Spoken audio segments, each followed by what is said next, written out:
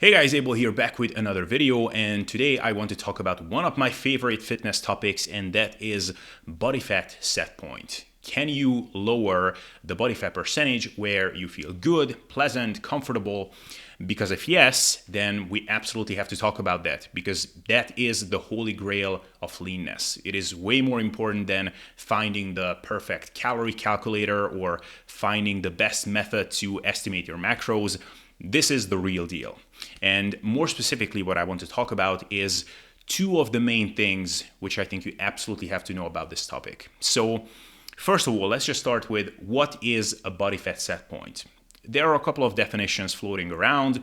One is simply the body fat where you feel comfortable.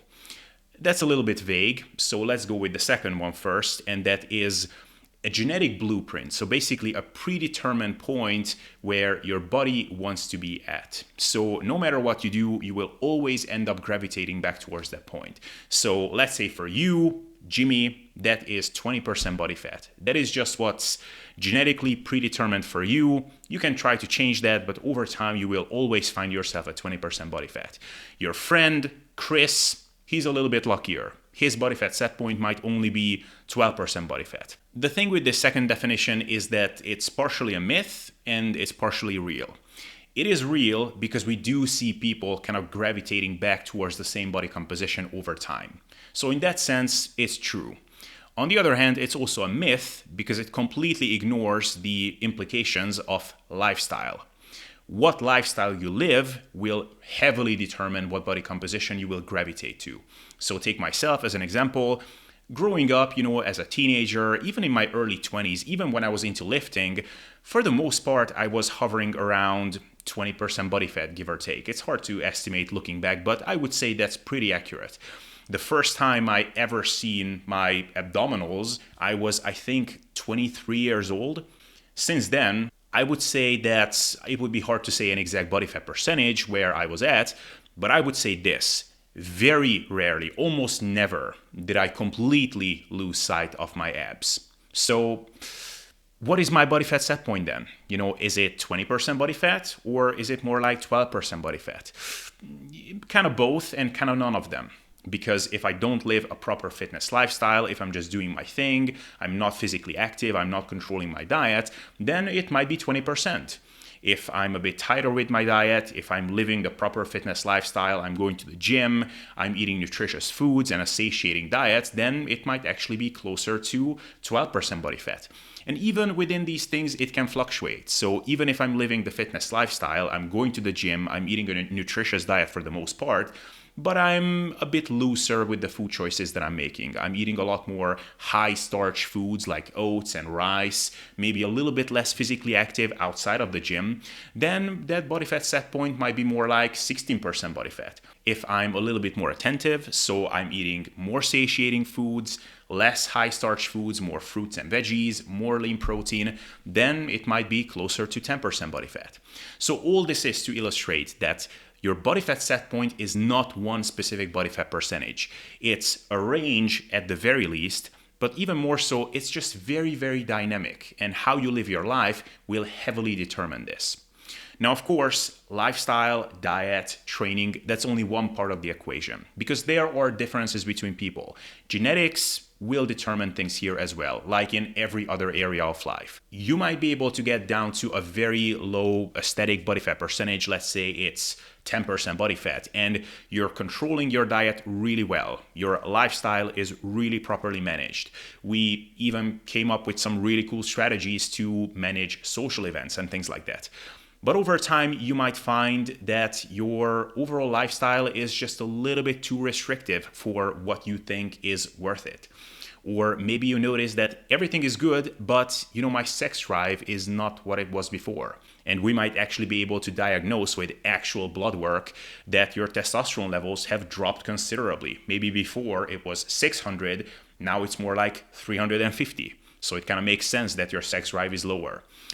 If that bothers you, because believe it or not, it doesn't bother everybody equally, then we might have to make the call that, look, 9% body fat looks amazing, or 10%, but you know what, maybe 12% or 13%, that still looks great. You will still be satisfied with that, and you might feel much, much better.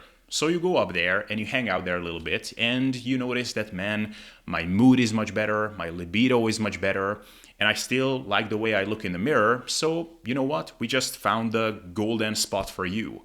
12, 13% body fat. So all this is to say that I cannot promise you that you will be at X percentage body fat and everything will be perfect. But what I can tell you is that your body fat set point is modifiable, and it is most likely lower than what you are now and what you have been able to maintain so far.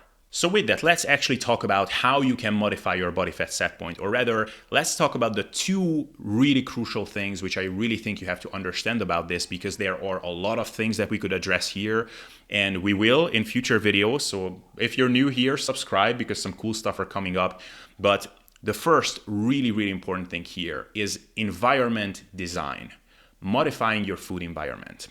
There is this idea out there that your brain just wants you to be fat. So it's a never-ending battle against your brain, because that just wants to make you consume as many calories as possible and to fatten you up as much as possible.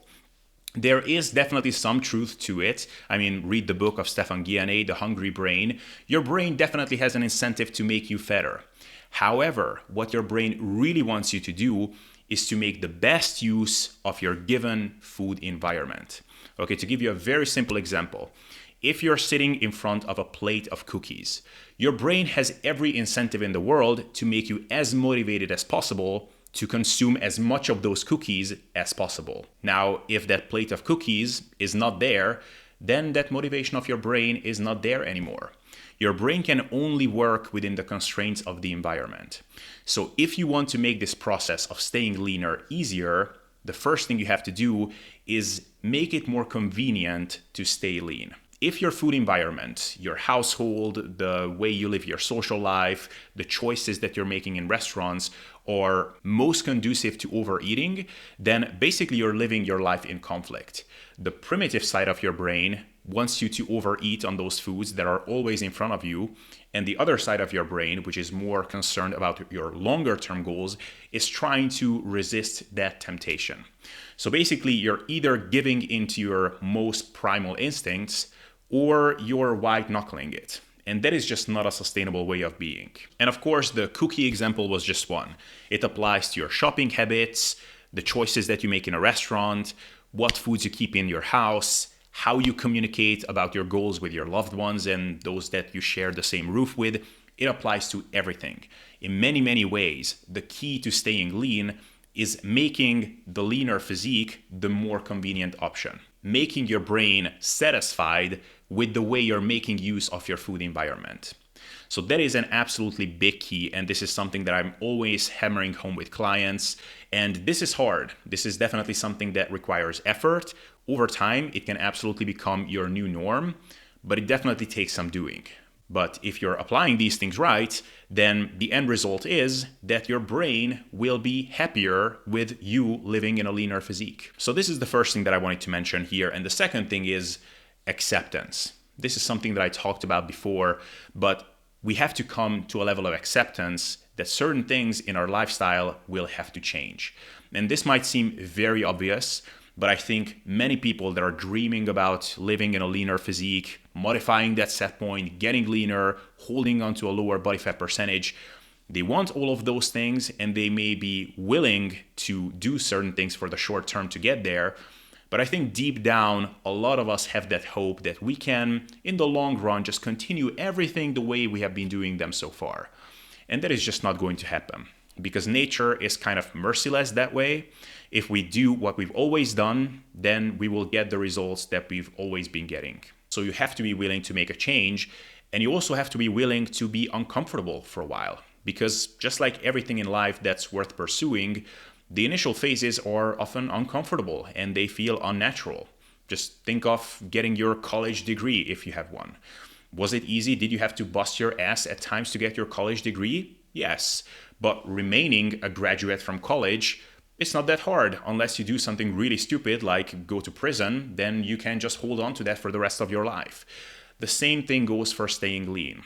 At first, a lot of those changes, which you might have to make in your social life, in your food environment, your overall lifestyle, will feel weird at first and they will be uncomfortable. But over time, it will become the new norm, but only if you're accepting of the fact that you will have to make that change. And one last thing on that, actually, which I think is important to address, is if you have failed in the past doing this a few times already, then recognize that if you use the same strategy again, then probably you're going to get the same result once again. Because once again, nature is merciless. The same things that got you a certain result are probably going to get you the same result once again. Just trying harder is often not going to cut it. And again, you have to be willing to try something new, try a different way, even if it doesn't make sense at first. I can reference one of my favorite quotes of all time, that if you want to have something that you've never had before, you have to be willing to do something that you've never done before. And that new thing that you've never done before doesn't necessarily mean something much, much harder, but something different. So these are some brief thoughts that I had today on modifying your body fat set point. The conclusion is that it is absolutely possible. It is not easy. There are many factors that are playing into it. Some of it is genetic, but a lot of it is under our control. And I will have future videos on this. So now we just covered the basis. I will talk about some of the dietary aspects, the energy expenditure aspects. So if you're curious for those, then I suggest that you follow this channel closely. So just subscribe if you're new to this channel, and otherwise, please like the video if you liked it. Check out the show description for my coaching services and consultations if you want to work together with me in some capacity. And otherwise, I will see you in the next video.